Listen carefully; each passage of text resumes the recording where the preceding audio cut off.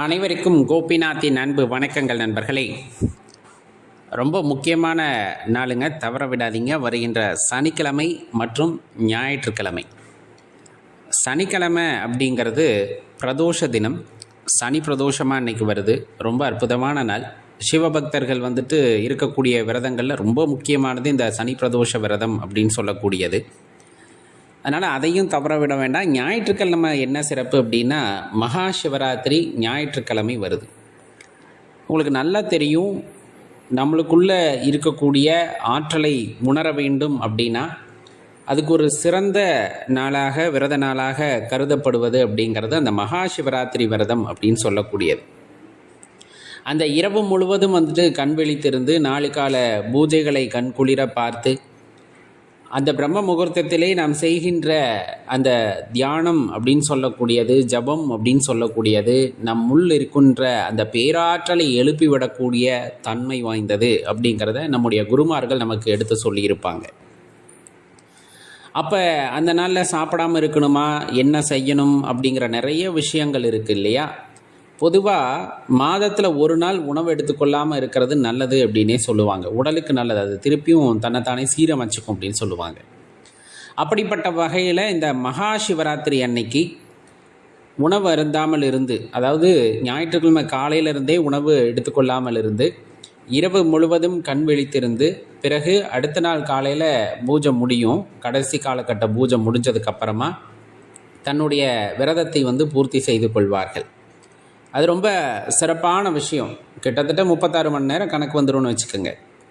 அது உடலை சுத்தப்படுத்துறதோடு நமக்குள் இருக்கின்ற அந்த மேலெழக்கூடிய ஆற்றலை உணரச் செய்யும். அது உடலை வலுப்பெறச் செய்யும். மனதை ஒருநிலைப்படுத்தக்கூடிய அந்த தன்மையை நமக்கு உணர்த்தும். அப்படின்னு இது மாதிரி நிறைய நல்ல விஷயங்களை சொல்லிக்கிட்டே போகலாம் இந்த மகா சிவராத்திரியை பற்றி சொல்லப்போனால். அப்போ அந்த காலையிலேருந்து இரவு வரலும் சுத்தமாக சாப்பிடாமே இருக்க முடியுமா அப்படின்னா, நீங்கள் என்ன பண்ணலாம் அப்படின்னா, தண்ணீர் மட்டும் அருந்தி கொள்ளலாம். உண்மையாலுமே என்னால் முடியும், விரதம் இருக்க முடியும் அப்படின்னா தண்ணீர் நிறைய குடிக்கலாம். அது உடல் சூட்டை தணிச்சிருக்கும். ஒரு குறிப்பிட்ட நேரத்துக்கு அப்புறம் பசி தெரியாது. இல்லை என்னால் முடியாது, எனக்கு உடல்நிலை சரியில்லைன்னா பால், பழ ஆகாரங்களை எடுத்துக்கொள்ளலாம். பலகாரம்னு நினச்சிக்கக்கூடாது. நிறைய எண்ணெய் பதார்த்தங்கள்லாம் சேர்க்கக்கூடாது விரதம் அப்படின்னாலே. அப்படி பல ஆகாரங்களை கொஞ்சம் எடுத்துக்கிட்டு இருக்கிறனால இருக்கலாம், தப்பு இல்லை. அப்படி இருக்கிறோம் அப்படிங்கிற பட்சத்தில் ரொம்ப அபரிவிதமான ஆற்றலை நம்மால் அன்று உணர முடியும். நீங்கள் இப்போயே எந்த கோவிலுக்கு போகலாம் அப்படிங்கிறத முடிவு பண்ணி அந்த ஆலயங்களில் போய் தியானம் செய்யுங்க. ஏற்கனவே ஆலயம் அப்படிங்கிறது அது ஒரு ஆற்றல் குவிந்து கிடக்கின்ற இடம் அப்படின்னு சொல்லுவாங்க சிவாலயங்கள். அதுவும் மகா சிவராத்திரி அன்னைக்கு பார்த்திங்கன்னா ரொம்ப அற்புதமாக அந்த ஆற்றலை உணர முடியும்.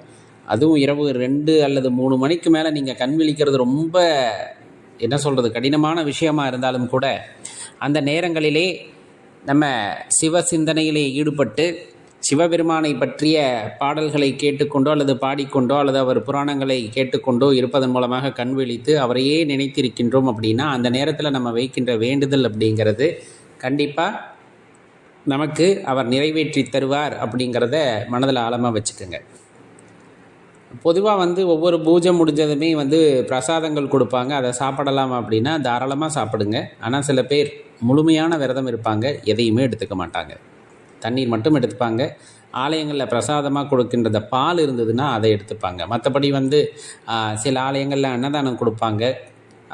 நிறைய அன்னதானம் வழங்கப்படும் அந்த நாளில், ரொம்ப சிறப்பு தான். இருந்தாலும் அந்த விரதம் இருக்கணும்னு நினைக்கிறவங்க அதை எடுத்துக்க வேண்டாம். இல்லை நான் கண் விழிச்சிருந்து தியானம் செஞ்சால் போதும் அப்படிங்கிற பட்சத்தில் கொஞ்சமாக சாப்பாடு எடுத்துங்க. ஏன்னா அதிக அளவு சாப்பாடு எடுத்துக்கிட்டால் தூக்கம் வந்துடும், நம்மளால் கண் விழிக்க முடியாது. அதனால் ஒரு அளவாக சாப்பாட்டை எடுத்துக்கலாம். இப்போ இதனுடைய பலன் அப்படின்னு சொன்னோம்னா விழிப்புணர்வு நிலை அப்படின்னு சொல்லக்கூடியது தான். அந்த விழிப்புணர்வு நிலையை நம்மால் அன்று முழுமையாக அனுபவிக்க முடியும் அப்படிங்கிறது தான் சொல்லுவாங்க. அது எல்லா நேரத்துலையும் இருக்கணும். அப்படி இருந்ததுன்னா வாழ்க்கை சந்தோஷமாக இருக்குன்னு சொல்லுவாங்க. முடிஞ்ச அளவுக்கு அதை என்ன சொல்கிறது, ஒரு தட்டி எழுப்பக்கூடிய நாள் அப்படின்னு சொன்னோம்னா அந்த நாளை குறிப்பிட்டு சொல்லலாம். தவற விட்டுறாதீங்க. மறக்காமல் உங்கள் நண்பர்களுடனும் பகிர்ந்துக்குங்க. அவங்களும் அந்த சனி பிரதோஷத்துலேயும் கலந்து கொள்ளட்டும். ஞாயிற்றுக்கிழமை அந்த விரதத்தை இருந்து ஞாயிறு இரவு முழுவதும் விழித்திருந்து சிவபெருமானுடைய அருளை பெறட்டும். அதனால் மறக்காமல் எல்லாத்தோடையும் பகிர்ந்துக்குங்க.